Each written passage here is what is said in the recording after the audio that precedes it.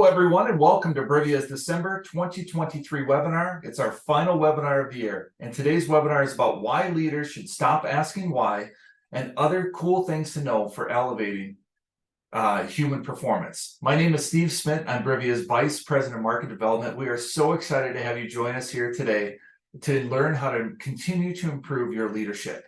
At Brivia, we make work better, and we do this by offering webinars and newsletters and frequent posts on LinkedIn for thought leadership. And we also offer coaching, training, and solutions to help improve an organization's leadership, engagement, and culture. For today's webinar, we're going to be here for about 45 minutes, where Stephen's going to talk about why leaders should not ask why and some other cool things you need to know about human performance. So this is going to be a fun, playful webinar today. We're also going to have the opportunity for one of you to come off mute near the end of our time together. Steve's going to talk a little bit more about that as well, but if that's something you'd like to do, please send Brenda Baduke a direct message here, and we will get you teed up for that we'll be able to pick one of you to do that towards the end of our time here together.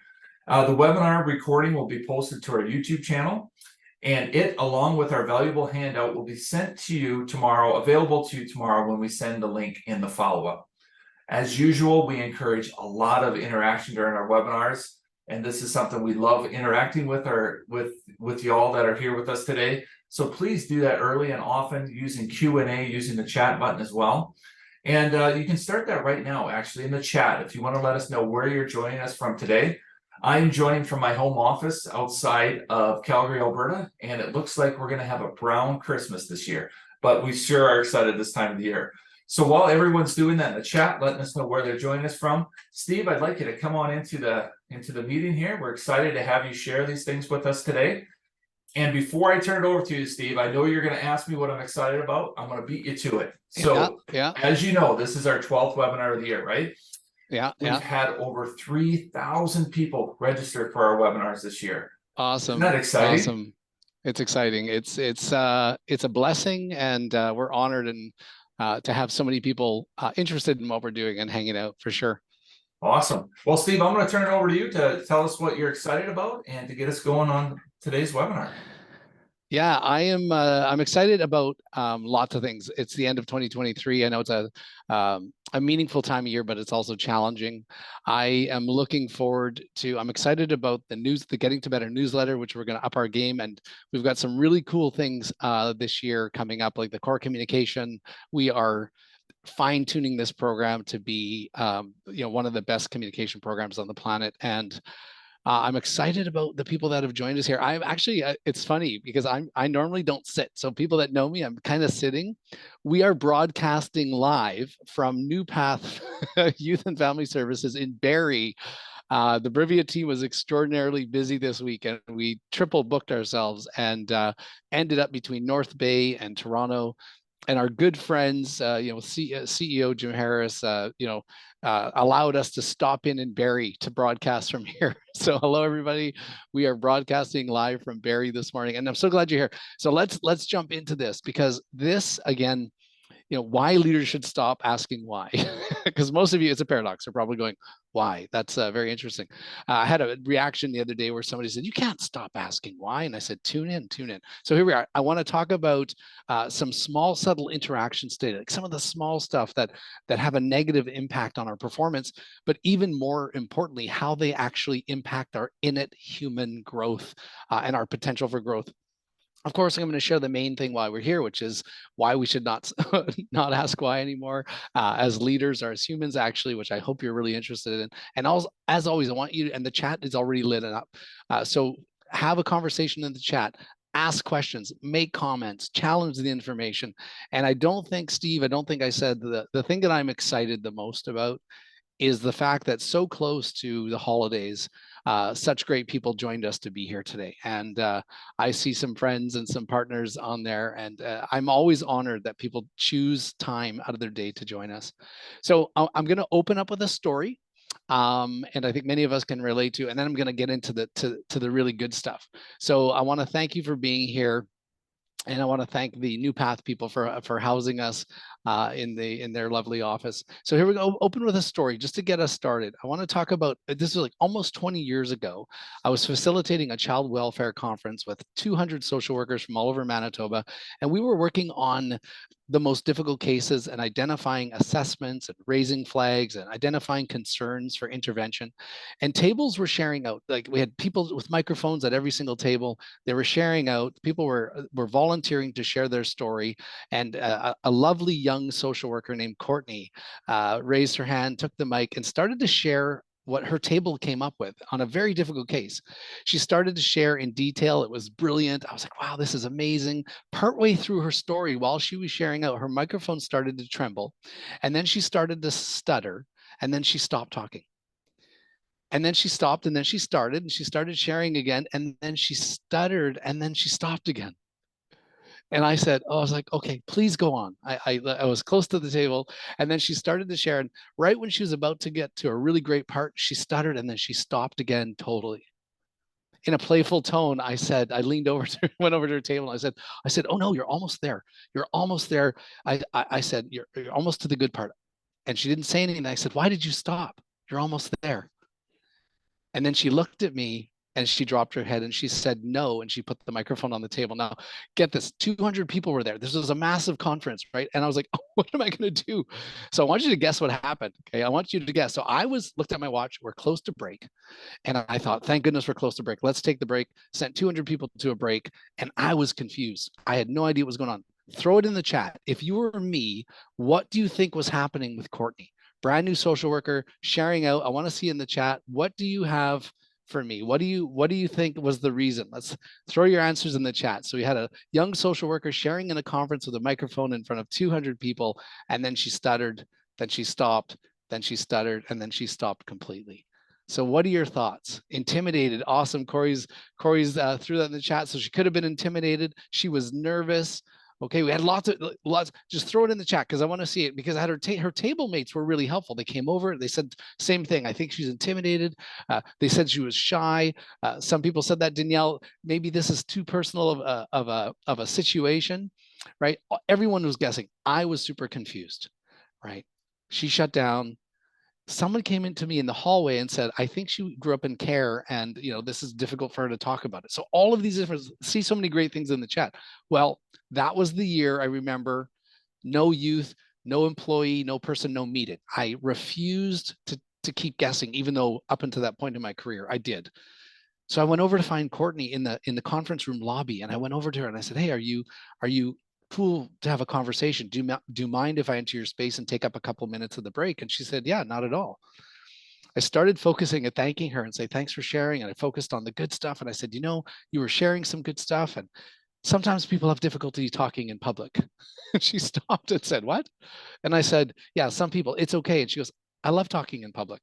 I love public speaking. I love sharing. And now I'm like super confused. Okay. I'm like, I wanted to ask, why did you stop? But I thought, no, you know something? I said, can you tell me a little bit more about that? And she said, I really like sharing. And I said, so can you tell me what happened? She said, yeah, I was sharing the case and you were saying, yeah, yeah. And then you said, red flag, just under your breath. You said red flag, which is what we were doing in the conference. We were saying red flag every time somebody had an issue. And she said, every time you said red flag, I felt like I did something bad.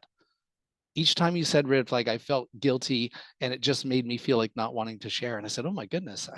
I said, I didn't even know I was saying that out loud. And she said, then you asked me why. Why did you stop talking? And she said, I just froze. And I went, wow, thank you for sharing.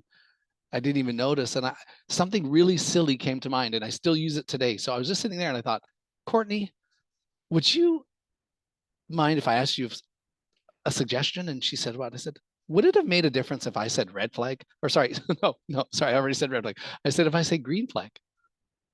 And she didn't even blink. And she said, yeah, that probably would have been better if you said green flag. She said, green means go. Red means no. And I went, oh my gosh. So we went back in, she took the microphone and she was amazing.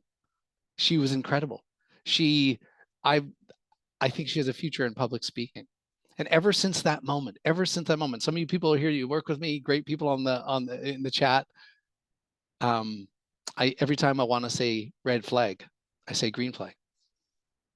right? Every time I say, I want to say, that's a red flag, I think of Courtney and I say, that's a green flag. And what it means is, it means green means go. Keep going. There's something important. Let's discover together, right? I talked to Courtney at the end of the day to thank her and talk about this silly thing. Red means no, green means go. Because at the time, I didn't know the impact it was going to have on me as a person, as a father, as a facilitator, right? And so she said that it was the things that work for her are when you're positive, when you focus on the positive, when you don't ask why, right? And and and when we ask about the good things, people feel good, right? So Steve, that was a really big learning lesson. It Yeah. was incredible. Like it was. Well, So I wanted to open it up because it's a great. It's gonna. I think many of us can connect to it in many different ways, and it's going to set the stage for some of these other things that we're going to talk about today. yeah. Well, Steve, that's a great story. I got to ask you, is that when you decided to stop asking why? Steve, I'd like to. My ego says, yeah, of course. That's what I learned. No, I kept asking why long after that, and it was a whole bunch of other situations that made me realize it was terrible. We're going to get to that right away, but I didn't learn that lesson then. But I want everyone here. Here we go. Let's do a reflection. Let's do a reflection because I can talk about stories, but you have your own experience. I love using you as your own research. So I want you to reflect on this. So I want you to think about all the times that you've been asked why in your entire life, your career as a human being, from a child through school, from teachers, from parents, from coaches. I want you to think about the circumstances. Were those circumstances positive or mostly negative? Like if you had to add them all up, positive and negative, I want you to put in the chat when you think about all the times that you were asked why, was it more positive or negative in your life, right? So let's throw it in the chat. I want you to use the chat. All right. Mainly negative. We got Jeff almost always negative. Oh, wow. Okay. So we're seeing in the chat, right? You might be thinking, some of you might going, is this like rhetorical? Because I don't think I've asked thousands of people, and guess what? You're absolutely right. Look at that. There's a little bit of both, which is good to see the balance, Mike. Awesome. That makes my heart feel good. But if you see the rest of the group, most of us is predominantly negative. And why is it important? Well, no matter how gentle, why can often evoke a negative reaction. Most of us have histories of being asked 10,000 times, right? In our career as human beings. And no matter how gentle it's asked, like, check this one out. Hey, Steve, why were you early to the training today? It's like, I don't know. Was I not supposed to be early? Like, maybe I won't be early next time. So it can sound like the beginning of an inquisition. It can evoke a sense of judgment and a sense of blame. It can create greater uncertainty and doubt, right? Even confusion or fear. Now, some people might be going, well, Steve, you're making a big deal out of this, right? The why question, even in subtle moments, depending on our history, can be experienced as a threat, right? And when we feel threatened, we hide or hold back. Now, some of you have heard me say these four things. We hide or we hold back. Or like Courtney, we slow down or we shut down. Right. And when we're threatened emotionally or socially, it can impair our ability to manage our emotions. Right. That's called emotional regulation. And when emotional regulation is difficult to get on top of, it affects our ability to think straight. It affects our ability to concentrate. It affects our ability to problem solve. And if we can't regulate effectively, we can't navigate the situation effectively. So some people are going, oh my gosh, can we not ask why? Is that where you're leading, Steve? We had somebody yesterday, a senior leader. I said, I'm doing this webinar tomorrow, and we're going to try to talk about why we shouldn't ask why as leaders. And the instant reaction was, oh my gosh, why is so important? The 5 whys and all these whys. Okay, wait. Everybody just take a deep breath. We want to know why. Okay, so we want to know why. What I'm suggesting is we got to use alternatives to why. Right? It's really good. It's useful in interactions with new employees, with younger people, with our direct reports, right? However, it's great with everyone. Why take the chance? See what I did there? So what are my alternatives to why? What can we do when we feel, and I'm a why person, folks, I am one of the biggest why people I know. Do you know why? You'll think about how often we use the word, right? I want to solve problems fast, like most of you here. Most of you here are leaders or aspiring leaders or parents or teachers or coaches, right? And we want to know why so we can get to it and we can solve it, we can move on and help more people. what we've learned through my work and a lot of research is that sometimes we can evoke this negative experience. So here's some alternatives. Here's my favorite. Whenever I feel like asking why, I use one of these three. And my favorite is, can you tell me about that? Right. So instead of saying, well, why would you say that? Why would you do that? I say, can you tell me a little bit more about that last thing that you said? Now, if there's a lot of emotion there, which often is the time we want to ask why, like when someone goes, that guy's such a jerk, he's such a jerk. And if I say, well, why is he a jerk? You explode. Well, now we got 4 problems and 2 of them are HR problems, right? So instead of asking why in those moments, when someone says, the person's a jerk, I say, oh, really? Like, really? And then I paraphrase what they say, like, you think he's a jerk? And what's amazing is it removes that need to escalate that reaction, that landmine. Or I say, what do you think that might be about? Now, I use that one with my teenagers, by the way. Here's a bit of a giveaway, right? I had 2 boys and I wanted to ask them why. And I knew when I asked them why, they would get they'd shut down a little bit. So I had to get creative. Thank goodness I did this for a living. And whenever my son's like, Owen did this at his place, I wanted to say, why did he do that? Or why were you at his? But I know that would be a recipe for silence. So I would just say, so what do you think that might be about, Zane? And he'd go, well, I don't know. We were, and then he would just keep talking, right? So that's why we should stop asking why. And I'd love to hear what you have in the chat. Remember, so here I'm going to pause for a second and just let you know, Steve mentioned this earlier. I want to have a conversation with somebody here. So we've been doing these interviews over the last little while. Don't worry, I'll tell you what it is before we do it. Okay. But I'd love to have a conversation to demonstrate what teaching can't, right? To have interaction that we can process. So the last few webinars, we've had some great people volunteer to have a conversation live and then process it. So if you're thinking about doing that, please send a message to Steve or to Brenda. Let them know that you want to do it, and we're going to do it closer towards the end of the webinar. So that's the reason why we should stop asking why. So just to be clear, we want to know why, but we want to sidestep a potentially negative, threatening, socially, emotionally disconcerting situation. Okay. Now we said there's going to be some other cool things, didn't we? We said there's going to be some other cool things. And at Brivia, we can't wait. 2024, we're sharing hundreds of cool practical strategies like this for leaders. So let's go to this. Can I just jump in here 1 second? Oh, absolutely. If How you about go back take to 2, Steve, if you like. go back to the previous slide, will you? We had a great comment on that. And I would just say, for sure. For me, this is worth the price of admission right here. As a parent, 4 kids, a coach, right? Like this is awesome stuff. We had a great something in the chat here from Anna. I'll just read it to you. So when I hear why, it makes me pause and I start to overthink. It goes from what I'm feeling emotionally to engaging my brain and starting to second guess what I'm feeling and if it is right or not. I love how you say, tell me more. I'm going to focus more on that.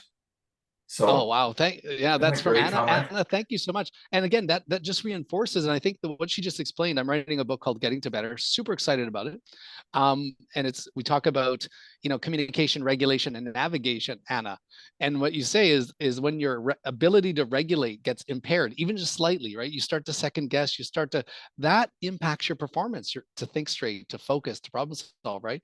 And on the outside, if we don't know that's happened, we're judging your performance and we don't know what happened, right? So it's such a great example. And if you can't regulate, you can't navigate effectively. Thank you so much. And keep the chats coming. I love them so much. Thank you, Steve. Interrupt me anytime, Steve, and folks in the chat, keep chatting away, keep asking questions and making comments. And like that to me was the price of admission. That to me is worth broadcasting from the middle of Northern Ontario. Okay, so let's get into the negative stuff. Let's get into some other cool stuff. Let's go back to the focus on negative, and that happens often. Focusing on problems more than strengths, focusing on the bad over the good. It can be hugely problematic for has a similar effect, right? It can be experienced as a threat, especially over time, if we hear more about what we're doing wrong than what we're doing well. And just like the situation with Courtney, exactly like that, the focus on negative made her feel judged, blamed, that she did something wrong. So we don't want that, do we? With the people that we care about, with the people we're guiding and developing. In essence, bad about herself, right? That moves from the guilt into the shame. And remember when I said, we hide, we hold back, we slow down or shut down? Well, Courtney did all 4. Performance was not only paused, right, and pared back, it was paralyzed, right? So Anna, that was a perfect example, because that's exactly, I think, what Courtney was experiencing. So what do we do? What happens when we focus on, because a lot of people will say, oh, Steve, people need to feel the discipline, they need to really get the message. No, you know something? We don't get messages when we're dysregulated. just in, right? And I'm kind of speaking to myself, because I was taught that early in my career. So focusing too much on the negative creates a less than positive experience over time. And the biggest thing that it does, which is terrible, is it builds the wrong kind of evidence for us. It builds the wrong kind, it brings attention to the things that we pile up. So it starts to outweigh our focus, and our brain's already predetermined to focus on the negative. So we're not helping. And as a matter of fact, if we focus on deficits over strengths, you cannot build strengths or development out of weaknesses. Right? Deficits and undesirable performance only tell us what to avoid. They do not tell us how to build anything, right? The other thing is it creates uncertainty. This is the biggest exclamation point for why we need to focus on strengths more, is that it creates a consistent set of uncertainty, doubt, and doubt paves the way, because I know a lot of people go, oh, uncertainty, it's no big deal. Well, add a splash of doubt, a little bit of guilt and shame, and you got yourself a concoction for anxiety and even fear, right? So just do a quick example, everybody. Here's another test. Everyone, throw your answer in the chat if you want, okay? Why do you think the request, can you please come to my office, sends shivers up and down the spines of both students and employees, right? If you think about that for a second, why do you think that simple request, it's one sentence, it's one question, can you please come to my office? Does anybody want to throw that in the chat and maybe take a guess at why that one simple question can be so scary, right? It's awesome, because it's negative, because most of the time, right, reminds me of school, being called to the principal's office. Right? It's weird. Yeah, we can't find Anna. Oh, Steve, it relates to being in trouble. Heather, it feels like nothing good comes from that. Now, listen, Heather, I don't know about you, and I'm not in math, but nothing sounds like a really low number, right? Right? Like if you see the chat, trouble with parents, trouble at school, this is what we've done. We've created these experiences that when we use subtleties, right, we can be scared. And no matter how bad things are going, things are always going well at different points. This is the thing I've learned, is that no matter how bad things get, there's always strengths if we look at them, right? It's like loose change. If we don't look for loose change, we don't find it. So focusing on strengths. I love this, right? People say, why should I focus on strengths? Well, let's start with some of my favorites. It feels good. Right? That should be enough, right? I usually get, show me the research, right? It's a great way to provide common comfort. It validates and affirms a sense of self. It strengthens a positive sense of individual and collective confidence. It provides a buffer for the difficult conversations. It increases a sense of confidence, and it can illuminate more strengths. So those are just a few, right? And I'm not being sarcastic. I think that's a bit of frustration coming in. I wrote a book called Responsive Leadership, and I made a full chapter on what is a strengths-based approach, because I traveled a lot and we talk about strengths-based, we talk about the importance of it, yet we go into meetings and we don't hear, the strengths. We go into performance reviews and we hear what's going wrong and what's not going well and what do we need to fix, and we got to take an effort. So here, let's get into some strategies. These are some of my favorite appreciative strengths-based questions, right? These are the ones that we at Brivia and with our partners often start meetings, even through the pandemic. Yeah, people are like, we don't have time for that. Yeah, we have time for what's going well before we get to business. We actually do, for all of the reasons that I just talked about. What do you appreciate about the project that you're working on, the person that you're working with, or the approach that we're taking? Right? What aspect of the situation do you get the most excited about? One of my favorite questions, even though I know a lot of people don't like that question. So we've got alternatives like, hey, what's going well this week, this month with the team? Where are you succeeding? Right? Tell me about a time that you got through a difficult situation, and to add on, how were you able to do that? Right? And these questions for me, way a long time ago, when I was really busy, I didn't think I had time to get to strengths until my friend Jeanette said, why don't you start with what you can't get to? And I was like, what is that?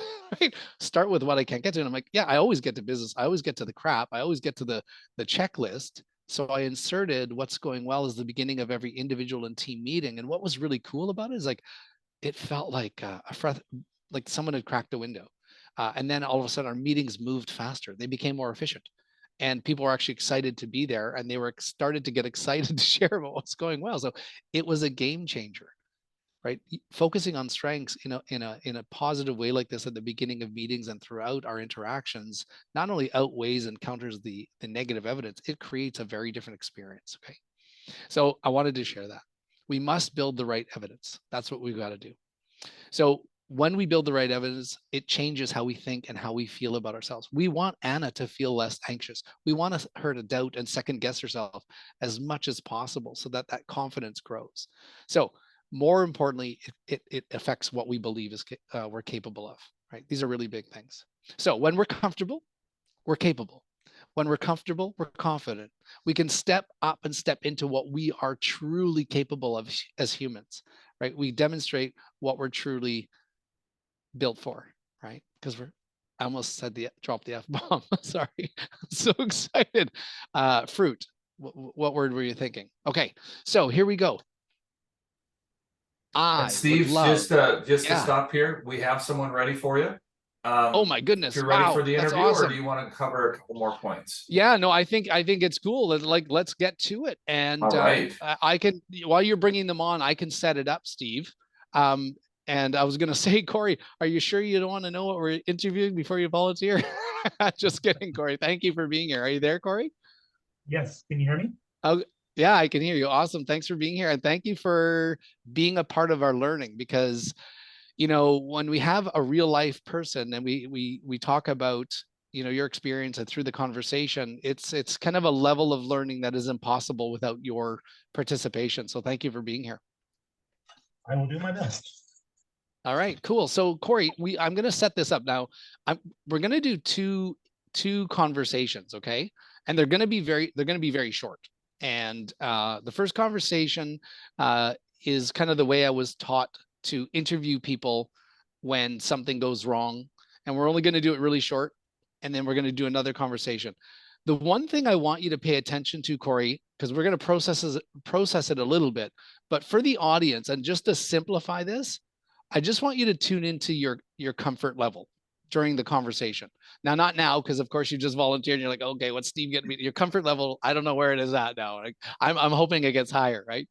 But what I want you to pay attention to is we'll do a brief conversation, and I'll pause it and I'll say, connect with your comfort level on a scale of 1 to 10, 1 being low and 10 being high. Where would you say your comfort level is as a result of the conversation? Okay.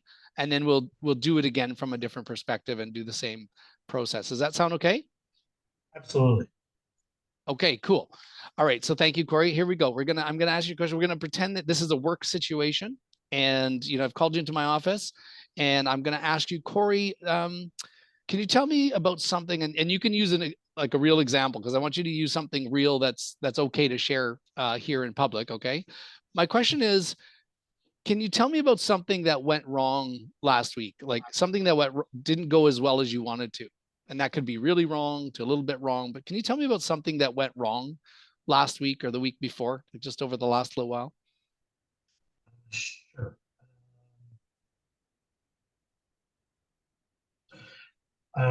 Yeah, you know what? I had a task that to do quarterly reviews of a wide number of people, and yeah, you know what? Just unfortunately, there was a whole bunch of other things that kind of interrupted that process, and Okay. barely got through a third of the people that I was supposed to, or that Okay. I So you didn't get to, yeah. So you didn't get to everybody. correct. Okay. So why didn't you get to everybody? Well, you know, basically, there was a couple of mechanical breakdowns, and I think there was just interruptions, basically, that just disrupted that process. Okay. So why were there disruptions when this was important? Well, Okay, I so guess there Corey, I'm was. going to stop there. I'm going to stop there because I can't even keep going. So I'm going to ask you to tune into your comfort level based on that kind of conversation. Okay, I'm sorry, I gotta interrupt myself, dude. I can't even go. I can't even. I feel terrible. No, You don't, it you don't really want to know my feels like, comfort level. Yeah. yeah, no, So what does it feel like? at that point, it really feels like I have to justify my actions. It, Okay, so you're feeling okay. All right. So you're it starting to feel like you've got to build a case for yourself. Exactly. All Okay. right away. Okay. It's the explanation or the rationale for why I wasn't able to succeed. Okay. Absolutely. So, okay. So let me ask you about your comfort level, like into the second and third question. One being not comfortable at all, and 10 being really comfortable. Where would you say your comfort level was at? Only because I trust where you're coming from. I think it would be a little Yeah. bit higher if it had negative conversations in the past, it'd be lower. Yeah. But I'd definitely say, it's on the negative side of things. So, maybe a 3 Okay. out of All right. 10. Well, Again, that's incredible though, Corey. Like it's incredible because you even prefaced it with, you feel like you're safe here with me, which I appreciate that, right? It would, yeah, I hear you say it would be a lot lower if our experience was different, right? correct. Okay, so awesome. So stay in that space. Let's do it again. I'm going to ask you, Corey, I'm going to ask you a very different question. It's work related, but tell me about something that went well last week or the week Well, before, just in the a last whole little, bunch of something that went really well. we had a whole bunch of mechanical breakdowns, and we were able to come up with a plan that minimized the negative effects, and we were able to still meet our customer demands. Okay, so okay, cool. So you actually had a bunch of problems and you were able to overcome them, find some solutions and move on. Can you tell me a little bit more about that? Like being able to fix those? Absolutely. So even though the main resource, the person that would have had all the right knowledge to overcome this, they were away on vacation, we were able to gather between the team that was here, Yeah. gather the resources, make the right calls, Yeah. and get the right people in place. And we came up with a plan that minimized the damage.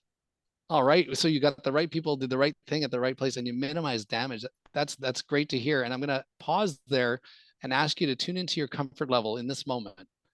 And I Well, want you to this is same almost kind of this, scale. yeah, this feels more like a celebration, not a blame session, right? So very Okay. high. Okay. So where Uh, what number would you give minimum it, of 8. Corey? Yeah, minimum of 8, if not a 9. Okay. All right. We'll take the 9.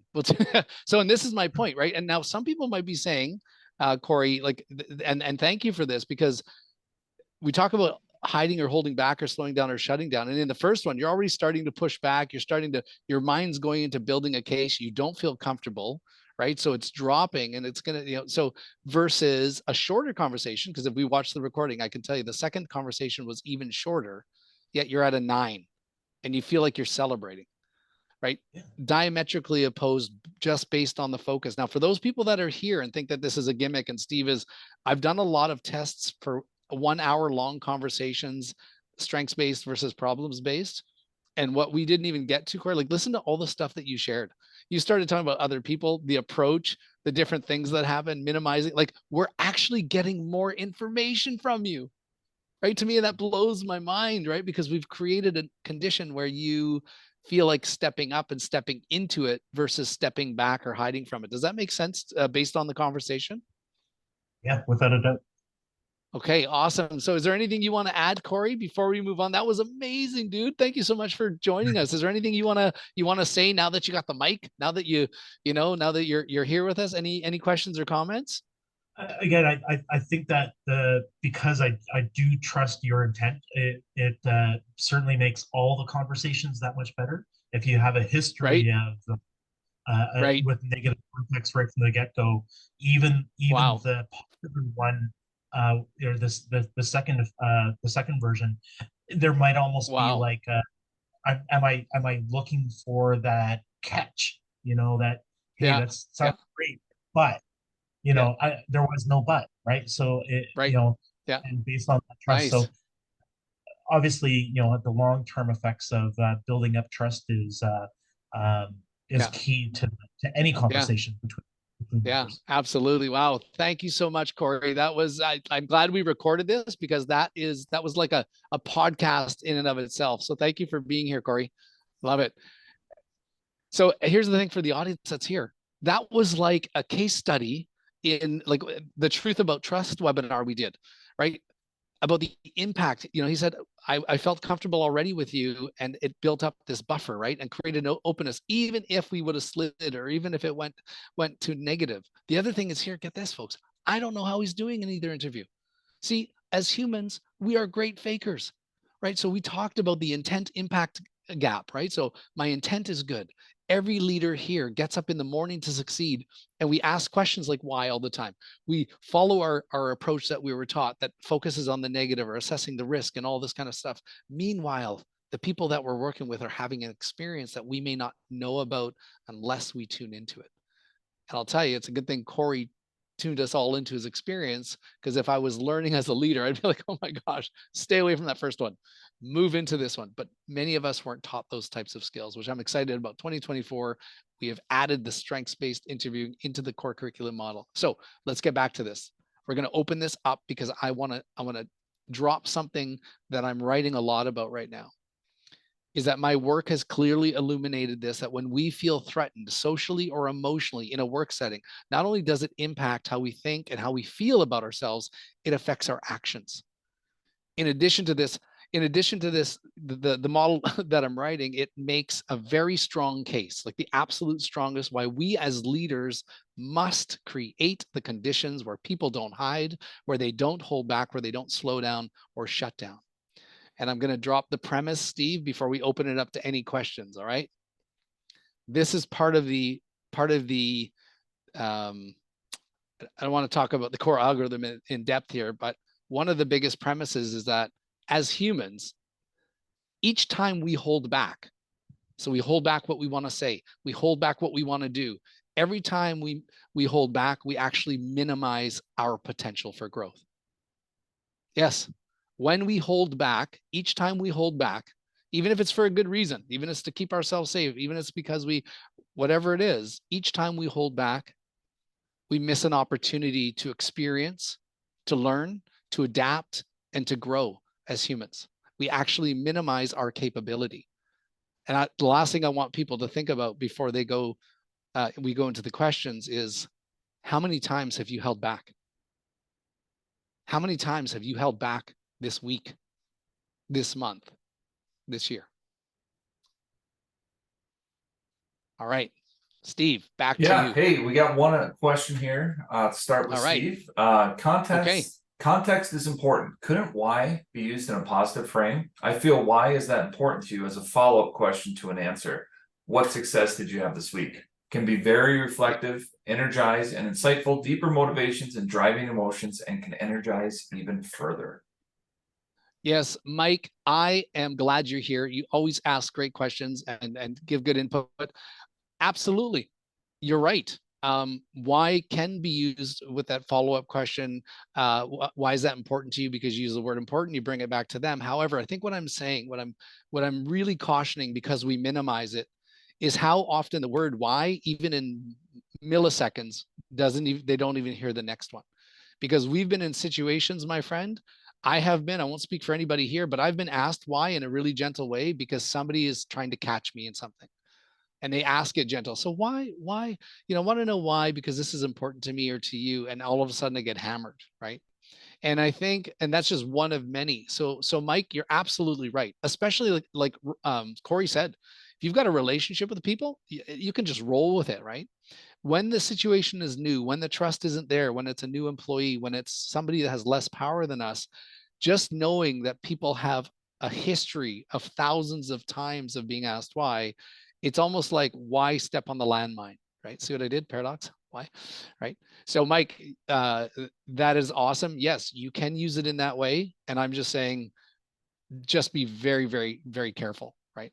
Because I've had people, I'm in the pursuit of this where I do demonstrations and we set up situations and we interview people, how did that feel?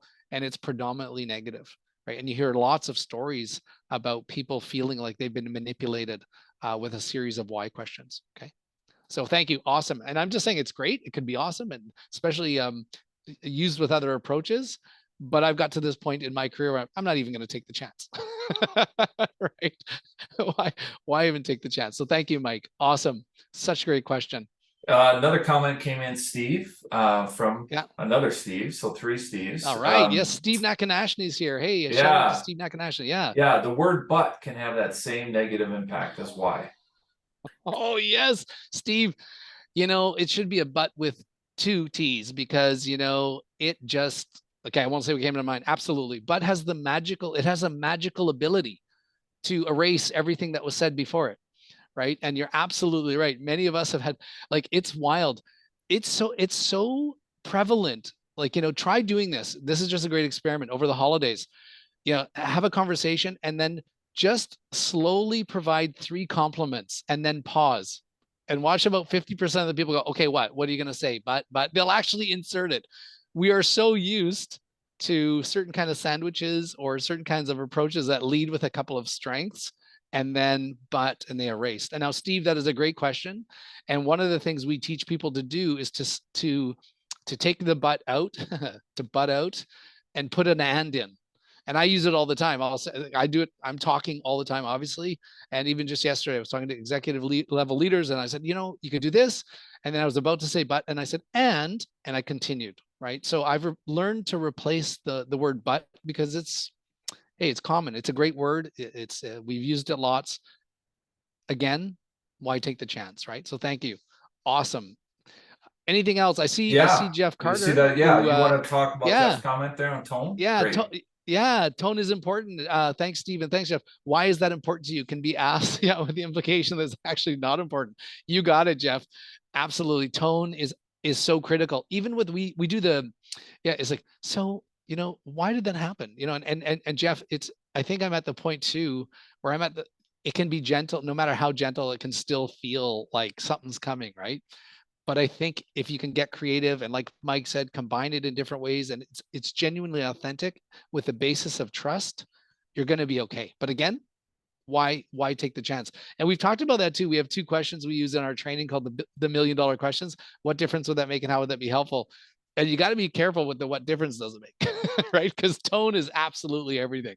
So thank you, Jeff. Love having you here. And we really love having your input as well. Anything else, Steve? Yeah, one came up in the Q&A, Steve. So now that more people are working from home and family is nearby physically and mentally, our emotional buffer with coworkers might be more vulnerable. Is that good or is that bad? What do you think? Depends on your tolerance level, right? I think overall, when our tolerance thresholds are low, and we're stressed and things are challenging, I don't think it's good. It comes back to that we're at risk of dysregulating, right, emotionally and socially. So however, with that said, so I lean towards, we got to support each other to be able to get off that one nerve that they have left, right, to support them when they're feeling stressed and overwhelmed. The other thing, though, and some of you can relate to this, is sometimes when our thresholds go down, we're more open to learning. We're less protective, right? I know that if I've gone a couple nights without sleep, I'm a little bit vulnerable, right? And I'm actually a little bit more open. Now, it doesn't mean that I'm not vulnerable to more stress and more challenges, but I think, overall, it's generally not a good thing. It's good to be aware of it. It's good to know that your friends and family and coworkers may have a low tolerance threshold due to the challenges of the stresses that they have, that we should be mindful of that and do what we can to be respectful, considerate, patient, and tolerant. So great question. Yeah. Okay. Well, Jeff just dropped another great one in the chat there, Steve. So why also encourages linear casual thinking rather than encouraging wider exploration? Yeah. I agree with you 100%, Jeff. I think we talked about this. Brenda, who's on the line here, who's driving our mobile office across Northern Ontario. We had a conversation this morning about exactly that, Jeff. How why can be linear, but not this. It could be this way or just straight down. And if you track it back, and I'm just learning this, that certain why frameworks were used for processes and machines and systems, not really for people. So I think you make a really good point. We've got to get creative around how we interview people in a way that, opens them up versus closes them down, or creates a linear pathway, which, impedes our ability to think laterally or with depth. So awesome. And I know it's late, so I'm just going to pass it back to Steve. And I just want to say, everybody, I'm excited. Join our newsletter. I hate asking for things, but I want to stay connected with you. We want to build the Getting to Better community. And by the way, stay tuned and thank you for being here. I'm going to kick it back to Steve Smith, our friend and colleague, and have a wonderful holiday season, everybody. And we wish it's better than expected. Steve, over to you. All right. Thanks, Steve. And thank you everyone for joining us here today. This is our final webinar of 2023. We are so grateful for the Brivia community and the Getting the Better community and a chance to be able to connect with you. Steve, thank you again for bringing some great stuff, well worth the price of admission. Like I mentioned earlier, this was a great webinar today. So folks, we hope you enjoyed it as much as we did. A follow-up email will be sent tomorrow with a link to the recording and the handout. Also want to thank Corey for jumping in for the interview there at the end. And I just want to echo what Steve said. Happy holidays, happy new year.